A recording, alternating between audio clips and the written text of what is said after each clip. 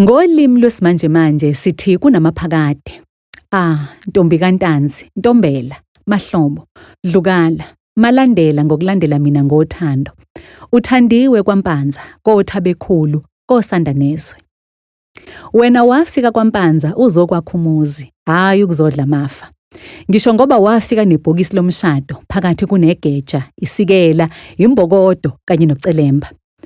Umfazi ohlakaniphile wenza njengawe, kodwa oyisiwula uthi qibhi, angeke ungibone ngenza lokhu nalokhu.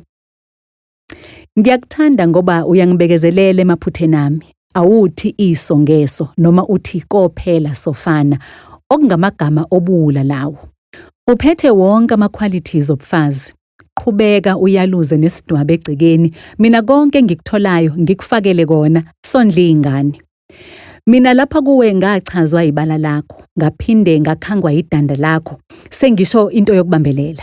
Abanye banamafiga, ngathi mnyovu, kodwa wena uney'nyama ontakwethu. Mina ngachazwa yilezo inyama ngoba zidlala indima enkulu uma isithuthuthu sesijike emadrayini, ngibambelela kuwona ngingawi. Ngiyazisa kwabamafiga kubanjelelwaphi. Uthando lwakho kimi into engachazeki. Ubuhle bakho buyadida. Abazali bakho kuyacaca bha ukuthi abakulandanga esibhedlela, kodwa wehla nje cababa ebhanoyini, i-private jet. Mama kaBongi, Zandile, noNomkhosi, uyakuthanda uMancinza, umkhulu kaMjitha noNkosingimele.